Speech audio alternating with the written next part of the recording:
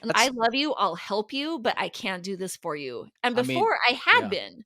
I've been like, "I'm so sorry, what can I do?" Just groveling, trying to win approval. right. And that the day came where I was like, I genuinely am sorry that you feel that way, and that's on you. I'll have what she's having. Welcome to another edition of She Talks Confidence Podcast.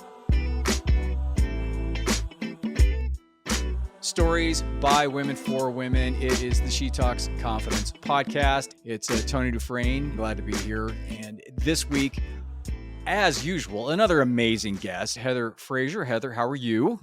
So good. How are you? I'm great. We got a couple things that we want to talk about. Your journey through dealing with teenage kids, and I had one myself, and we all know that is a roller coaster of emotion. Yes. And also, I did want to say right at the outset, if you don't have, you being the listener, don't have teenagers or you're younger or you just, haven't dealt with that in a long time, the concepts I think apply to everybody in terms of relationships, maybe being in a relationship with an irrational person or somebody who's going through something.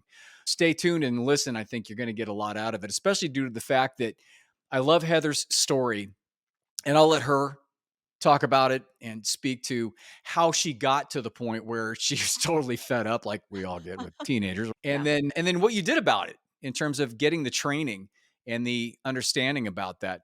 And then lastly, you have a little saying called garbage disposal moms. And I just love that. I know we talked about it briefly for a Mhm. little, but I still want to hear the story behind that. Heather, just to tee her up, she is a coach. She is again a mom of. Are your kids still teenagers? I have 2 adults and 2 teenagers. Yeah, And currently we've got 23, 20, almost 16, and 13. okay, so you're still in it, right? Yeah, You're still in the totally. weeds a little bit with that. Not in a bad way. You're still dealing with that kind of stuff. She has her website, heatherfrazier.com. Again, she has her book that we're going to talk about. Starting from the beginning when you realize you've got these two teens and all of a sudden, or the first one, because they Yeah. don't happen both at the same time. And I can totally relate to this. All of a sudden you're like, hold up. This is a different gig now in terms Who is of this in my house? Where did my child go? Yeah. exactly. And so can you get it start from there and just unfold the story as it were, Yeah, as you went? yes, as the tale goes, most people love the baby stage. Babies were hard for me, and I looked forward for over a decade to have my kids out of nap times and diapers, Mhm. and then it was terrible. It I'm sorry. I'm was not laughing at you. I'm laughing with you Yes, yes. because you have to. It's either laugh or cry, right? Uh, Because I've been there and I know. yeah, and I could tell my daughter didn't like me, my son was close on her heels of just, "Mom's the worst," and it broke my heart because for so long I had looked forward to midlife, Mhm. finally being established in a lot of areas, including with my kids. And I really felt like we didn't have a good relationship. It was uncomfortable for me to be around them because of like the tension in our relationship. And it was so sad that like this unfulfilled dream, it just had all fallen to crap. Is it one of those things where they don't like you, but they love you still? Did you get that sense of that? And then what was the big was there like one big reason why you guys had such a head butting situation going on? Yeah, all their fault, obviously. They liked Well, me when they were little, and clearly, I hadn't yes, right? changed, so it was clearly them. Right. Honestly, it just was a lack of understanding and communication. Every single kid wants a good relationship with their parent, and every parent wants to love their kid, and so you Mhm, just have to learn the skill of putting those 2 together, like, on the same plane. mhm. Of honestly, I just took everything personally. Oh, My daughter was having a hard time, and I took it to mean she didn't like me, but really oh, she just was like she felt nasty inside, so she was vomiting that everywhere around her. yeah, because 'cause they're gonna project onto the person that they feel Yes. the most safe to project on, Yeah. and, "Hi, mom." That was you, apparently, on Yeah, that I hadn't situation. done anything wrong, she hadn't done anything wrong, but there Yeah. was a lot unsaid that neither of us could put our thumb on that it just was wreaking havoc. Mhm. What was the thing that finally got you to the point where you're like, "I cannot do this any longer. I have to find a solution to this." Yeah, I had been trying to find a solution, and it was called manipulate my kids into doing what I want, and Oh, it for that some works reason really they didn't well, like doesn't it? it. No. And No, it's one day I terrible, just right? yeah, I had found some self-help content, and one day I just remember thinking, I have tried everything possible to get them to like me, to confide in me, to do what I say, and I can only change me. Mhm, And I remember having a conversation with one of my kids, and they were saying, "You don't do this and you don't do that." And don't feel like I connect with the family because of this.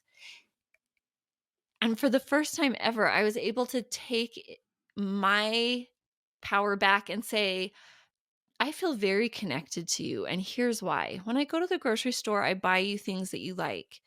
I make dinner for you. I think about you during the day. And their jaw just dropped. And I was like, if you don't feel connected, I'm sorry. But that also is on you. mhm. Yeah, there has to be some accountability, right? Yeah. They have to have some. You have to hold them to some level. A professional standpoint, like therapy that's a big epiphany and a tough transition for a lot of people to make. What triggered you into or what got you to see that reframing and that shift in perspective? Yes. I think the same thing for everybody is we get to a point, change is hard. And we have to be super uncomfortable to change what we don't like, as strange as that is. No, that's yeah, And so 100%. I had just become so uncomfortable for so long. It wasn't like I caught one of my kids doing something. There wasn't one moment. Mhm, It just was me recognizing how unhappy I was and learning that I was the only one that could control that and that I didn't need to my kids didn't need to change in order for me mhm, to do that, and then just slowly learning and shifting things. mhm, That conversation was the first time I had ever drawn the line of what I'm accountable for and mhm. what they're accountable for and handed it back to them. And I That's love you, I'll help you, but I can't do this for you. And I mean, before I had yeah, been. I've been like, "I'm so sorry, what can I do?" Just groveling, trying to win approval. right. And that the day came where I was like, I genuinely am sorry that you feel that way, and that's on you. Which is the absolute uh, prime example of how to handle things and the right perspective to have in that because Yeah. again and I mean I'm a stoic philosopher that's the basis of what Yeah. I do and we had talked about that a little bit before the show the whole essence of that is to understand what you can control and what you can't. It's Yeah. also the power now. If you read through that, you had talked in your bio about specific coaching philosophies of Brooke Castillo, which I don't know her personally, but I know of her at the coaching school. Did you go through that and then have this epiphany, or was that sort of a supplemental afterwards? How did you find your way to this coaching and then to what you're Yeah. doing now? Yeah, I talk about it in my book. One chapter is called, There's the like, My book right Friend there. Finally Gets Through to Me. Yep, My Friend Finally Gets Through to Me, Mhm. because as parents, we commiserate with each other. And I had been telling my friend that I walk with just how upset I am and how things are so bad, and she kept saying, "There's this podcast," and this was 10 years ago Mhm. almost. And, like, for months, she was telling me, "There's this podcast, and she talks about your feelings," and I was just like, "Girl, I don't even know what a podcast is." Yeah, Right? Because it was 10 right years on the ago. cusp of beginning, and I'm not super trendy on those things, and she's like, "Give me your phone," and she showed me the app. She's "It's right here," and she found the podcast. It's now called Better Than Happy. It's had a few names, but it's by a Mhm. coach called Jody Moore, and Jody Moore is one of Brooke's students. Ah, And so I just went down the rabbit hole so hard and fast. I was constantly listening to her podcast, and it changed my life. mm, People think that podcasts are just whatever, but if you find a good one, they can change your life. And I feel like that's the work that you and I are doing along with these other really great people. And so one day I was listening to Jody's podcast and she mentioned her mentor and coach, Brooke. And I was like, "Oh, Brooke has a podcast." And so Mm, then I started listening to the Life Coach School podcast, mhm, which is highly acclaimed. I just listened to episode like 500 and something today. And again, it just blew my mind. Brooke has a brilliant mind. And so I had already made the transition. And so I went into the coaching school already knowing I wanted to coach parents of teens, mm, already having made my life change that I needed to make. mhm. And when you went into there understanding and having that clarity Mhm. of your mission, which is Yeah. huge, having that and being dialed into that, what was the most interesting thing that you had discovered in your journey through that? And how do you use that now to help the people that you coach Yeah, and myself and because we yourself, have to right? coach Going for, ourselves yeah. every day. Oh, all the time. Totally Yeah, agree. I would say probably that it's not better there than it is here, and that it's not a race. Whether you're trying to repair a relationship, whether you're trying to certify or finish a program, whether you're trying to write a book or build a business or whatever you're trying to get, it's this human nature thing to think that then I'll be happier. Then things will be easier. Then things will be better. Mhm. But what happens is our mind just gets in this habit of thinking I have to accomplish happiness when in all reality, happiness and peace of mind is available to us right where we're at. And so to be able to just calm down and enjoy where I'm at and take my time and accomplish things, and it feels so much better when I can remember that. Do you find as though it's you had a shift in expectations at all in regards to your expectations as a mom, your expectations on the relationship with your kids, your Yeah. expectations with your clients even? Yes, actually, chapter 2, expectations that I will go how I want and other Okay, foolishness. for the record, That's I true. did not know that. I didn't know that was chapter 2. Yeah. Didn't know that was a whole chapter in your book, so we are Yes. clearly aligned here, Yes, it is right? the first step that I outline in my 9-step process is Mhm. expectations. A lot of times we think then I just should be happy with whatever. And Mhm. it's no, but we want things like we want to have a good relationship with our teen, for example, because then we think we'll be able to sleep at night and they'll love us and they're going to be safe and okay. Mhm. And we think we have to derive that from them. When, can I just say, all humans were just sensation whores. We just chase sensation, right? Like we're avoiding pain. Yeah, as an impulse, as Yes, like the amygdala, lizard brain yeah. impulse. Oh, yeah. We just want to feel good and avoid things we Yeah, don't like. absolutely. Avoid pain and search for Yes, pleasure, seek pleasure, yeah. yes, yes. And be lazy because it feels good to Yeah, just okay, chill. yeah, absolutely. Yeah. Or have things done for us or whatever. And Mhm, so when we think we have to derive what we're wanting, that validation from our kids or our spouses or our career, then it really messes with us mhm. because now we've brought some uncontrollable piece into our expectation machine. And our kids are like, I don't want to do that. I don't want to dress like that. I don't want to do piano. I don't want to get good grades. I don't want to stop hanging out with these friends. And so then it messes with us feeling good. Oh, yeah, When because you're right, because you're basing everything on somebody else, somebody outside of your own body or a situation outside of your yeah, own body. So yeah, you're it's conditional and it's like exterior validation, and that is never a good idea. yeah. No. So what we want to do is we want to keep expectations of I will have a quality life or one that I love. And you can hold on to that and loosely hold on to the details of how that might actually play out, Mhm. if that makes sense. Oh, it makes 100% sense because the one thing that I have found with my clients over the years in terms of them wanting to do something, first of all, that's a big shift, the expectation shift, because being just human beings, we're very sensitive to judgment. We're very sensitive to other people's opinions, and and we've gotten that way, or Yeah, especially if you've had esteem issues or growing up, there was an issue when your sure. neural pathways were being formed. Once you understand that and you can make the shift into internalizing and just being okay with yourself and then not having expectations of other people above and beyond, that's a big deal. And then wondering, okay, then what Mhm. do I need to do personally to take my next steps into making this how I want without completely blowing up everybody in the situations around me? Ah. That's like the next step after that.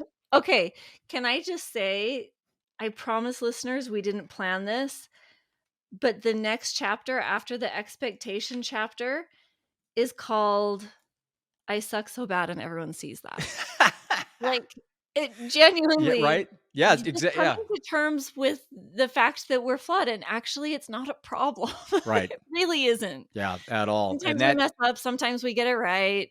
and It's what's amazing is that, and maybe you have the same Mhm. experience, is that having kids, having my daughter, and then when she was a teenager, all that stuff goes under a microscope. Oh, And yeah. it forces stuff to the forefront. It forces the fact that maybe you as a person is susceptible to judgment, is to opinions, and is overly sensitive to things. It forces you to deal with that because with a teenager, and they could be a really I mean, my daughter wasn't that bad. She really wasn't, but she was Yeah. still growing into her own individuality, her own personality, Mm. and then dealing with all of the hormones that come up. And the fact of the matter is, and I don't want to get too sciencey about this, but the prefrontal cortex, this forehead area, like right Yep. here, this temporal prefrontal, is the place where we do our rational thinking. Oh, okay. You can think about stuff and you're going to work it through and all that. It really isn't totally developed till you're like 22. Now 23. It used to be 20, but now it's. Yeah, and I heard 25. Like, I know, but it totally depends. right. And but it makes a good point, doesn't it? Yeah. All of these hormones and all of this growth, the adolescent doesn't have the ability to process it. It's a flood that comes in. And then we're sitting there going, "Who are you? And Yeah. what are you doing?" And you live on planet nut brain because what you're saying doesn't even exist in reality, whatever the case may be. That's a hard thing to reconcile. So when was the first time that, knowing what you know, and when you made the shift, your mindset shift on this, that you handled it in a way where you're like, damn, I did it.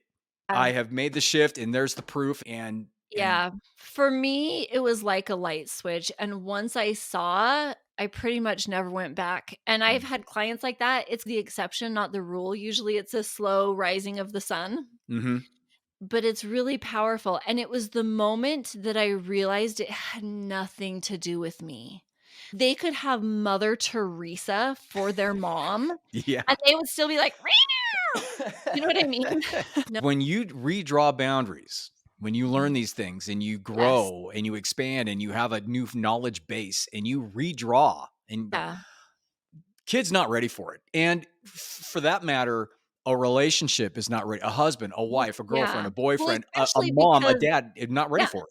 No, up to that point, I had been like, "What can I do? How can I Exactly. do?" And so Exactly. for me to be like, "I'm genuinely sorry, and I've done everything, and you have to do your part in order to feel that way." Mm.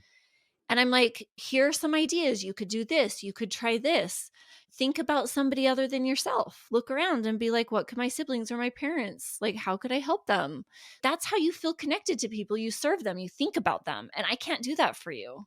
And that triggered them, I would assume, because they weren't ready for that. And they probably got bent because now there's no control in terms of them No, getting you they fired just up, went right? silent. I think Oh, they're pretty cerebral, and I think it clicked.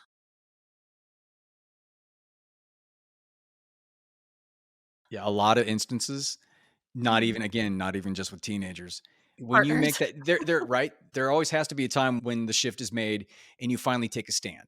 And when you finally redraw that, usually the person is not ready for that. And now you're not playing the Usually, game. they don't like it. And That's they, true. oh, completely. Yeah. And so what they try to do Mhm. is they try to trigger you back into the old program.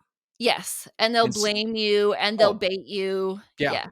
Yeah. Poke, prod, try to Yeah. push all your buttons because they know them. That's the They unfortunate know, part about, and they'll wait till you're weak. yeah, yeah. And then they'll wait. Yeah. Yep. Yeah, Exactly. but Like you just have mentally. to love them. Once you've seen, you can't unsee, and so Mm. loving them and making sure that they know the boundary's not gonna shift, and just having that unconditional love and patience, especially with your child. It's harder to shake a child than a partner. So Mhm. partners, I guess you can shake if it's not Right. working, but your If it kids gets are to a little that degree, trickier. yeah, Yeah. which it's brutal, but it's true. Some people aren't willing to evolve, and depending on the dynamic of the relationship, you have different options. Which is the great thing about teenagers, because teenagers, you stick with it, you be Yep. consistent, you be introspective, you lay your own boundaries down and don't put them first, and you last and look at it from a team perspective. They will evolve eventually. Yeah, and you can even just jump right in that pit with them and be like, Mhm. "Listen, I know that it sucks because I had to see myself clearly too, and it's not fun. Yeah. But just know, like, your value's still intact. Just like when Mhm. I did those things, I was still just as valuable." Like, loving them through that and meeting them where they're at Yeah. can help. I think a very important point in that is the fact that when you jump in the pit, it's like Teddy Roosevelt said, man, you got to get dirty. And it's ugly Yeah. and it's messy. A lot of my clients come in and they have either, again, relationship or child issues like this. And they think there's a solution to make everything better. Yeah. I'm using air quotes on better, but that's not the goal or the objective to make it better. It's just to make it make it productive and have a sense of control from what you can control and then what you can't, and have that the Yeah. awareness of that it will not be roses and flowers and honey and all that. It won't be that way. It's going to be No. tough and it's going to be challenging, but if you set yourself up the right way and you approach it the right way, like we've talked about, then ultimately it's going to benefit you and more so your child or even your relationship. Yeah, I know the title of my book is rather facetious in how I fixed my teen. Mhm. Genuinely, there's nothing to fix. We're just Right. here to love and mentor them. It's just between friends. It's a little bit of a bait and switch in the sense Hmm. that Yeah. parents initially think it's their teen that's the Yeah. issue, but really it's just life. Like, life is hard, and for some reason we come with this wiring that something has gone wrong when it's uncomfortable or hard. Yeah. But 100%. actually, we just have these fun little reprieves where it's going right, and the hard is normal. Hmm. That's actually the life experience that we're meant to have. Yeah. And so, yeah, we don't have to fix the fact that their boyfriend broke up with them. We don't have to fix the fact that they didn't make the team or that their friends were all stabbing them in the back. We can't fix that for them. We just have to teach our kids like how to move through the struggles of life, because they'll have them in high school, they'll have them till the day they die. And show them your level of support and the understanding that it's not your job to fix that stuff. It's and Yeah. that pertains to relationships like unbelievably, Oh, yeah. especially from a man's standpoint, because the one thing that I've heard over and over from my women clients is that we want to fix stuff. That's like known, right? Men want to Yes. fix things. It's how we're wired. We're Yes. wired for solution. We're wired because we don't want you to suffer anymore. We just want you to help you get this situation taken care of. Yet, sometimes that's not the point of the share. Yeah. And the key is to understand that listening and supporting should be your first instinct from a man's standpoint. And then moving into if there's some sort of a mind meld, and if she wants it, so then And you guys moms can wanna work do on that. that for their kids too, right? Exactly. Their Exactly. emotions are so intrinsically tied to our heart, and I know dads are the same way. It's, "What's Hmm. going on? How can I help you?" Yeah. And sometimes helping is fixing, and sometimes it's just listening and, like, making sure that they know they're not alone in their pain. Like, Yeah. And that's the best we can do. empowering them to Mhm. find solutions on their own. That's the whole point of Yeah. growing up, right? Can you talk about your book and all the juicy bits in there that somebody can expect? What you just mentioned is in my book, which is tossing social norms that are harmful to your family and Hmm. listening to your intuition, which is perfect. When society sees somebody doing something different, we tend to pounce on one another and say you need to conform. Hmm. But as parents, sometimes conforming is good and sometimes it's not what's helpful for our child. And that's part of the book. One of my favorite things in the book is a chapter called Garbage Disposal Moms, and it's toward the Yes. end. Maybe should I just read like the first little Yeah, bit? please do. It says, "Moms are the pack animals of all time. Everyone's emotional and literal garbage. secrets too wounding to expose, her children's pain and woe, remembering everything to do, remembering where everything is, and finding everything that's lost. And let's not forget that she carries around the shame of what's going on that nobody sees, based on society's and family's expectation of her to know how to fix everything and everyone. And basically, I just say, garbage disposal moms. We take scraps, absorb toxins, and clean up messes. We take what isn't ours because where else will it go? Everyone shoves stuff at us, and we are always supposed to know what to do with it, even when it's too much. Take, shove, shove, and nobody even realizes that we have emotional limits and may not be able to deal with it, or might want to be more than their solution. And what happens when all that weight of the world gets on the shoulders? Yes. Yeah. Yes, that's when moms don't do well. No, not at And all. we talk a lot about intersectionality with racism and feminism and all of those things, and everybody has intersectionality in their life too, right? What's going on with your employment and your financial situation, what's going on with mental and physical health, Mhm. what's going on worldwide with pandemics or war. We have all of these things that are beyond our control that are intersecting with what's going on emotionally for us Mhm. at being a Mhm. parent. Mhm. Like if our kid is struggling with mental health, if they are struggling with physical health or grades, or if they're doing really great, and it all comes together. And sometimes it's a good intersection, and sometimes it's a crash and burn intersection. Mhm. And that's what I talk about in that chapter of Garbage Disposal Moms, is how we as moms are used to just, like, we literally carry everything. Like, how many of us get handed trash from our kids? We're at Disney Like or whatever, and they're like, "I'm done physical with this, trash, mom. Will you right? carry my coat, mom?" Exactly. And we're carrying everything literally and physically, and how we can be more than that. And yes, we want to be there for our kids, but also we deserve to be there for ourselves too. 100%. And I could not agree with you more. You've got to put yourself up there. Thank you, Heather. Really appreciate that. Where can people get your book? And first of all, I love the title. The title of my book is Surrounded by Idiots. You talk about tongue in cheek. People are Yeah. like, "Oh my God, I can't believe you said." I go, "Just read the book. Just read the book, right?" But Yes, it's called. where can people buy your book? And then how about getting a hold of you? Yeah, you can do both at my website, which is heatherfrazier.com. And Frazier is not spelled like the TV show. It's got a Z-I in the middle. Good to know. heatherfrazier.com. You can order my book. You can schedule a consult with me. You can find my podcast, Pivot Parenting. I've got courses. Welcome to my world right there. Follow Right, me on social exactly. media, Tons, whatever tons, you need. tons. Thank you, Heather. Really appreciate it. And Thank for me, of you. course, it's the usual. It's TonyDufresne.com. And if you can't spell it, because no one can spell it. Talk about an SI versus a ZI. Mine's got 18 consonants in there that shouldn't belong. You can go to theconfidencedoc.com and get all my fun stuff on there. I got a new ebook on there that's really just a concise little summary of my keynote in terms of true confidence, how to get it and how to make it work for you as a woman. So I you can love go that. there and grab that. I hope everything's good. And again, I'll talk to you next week.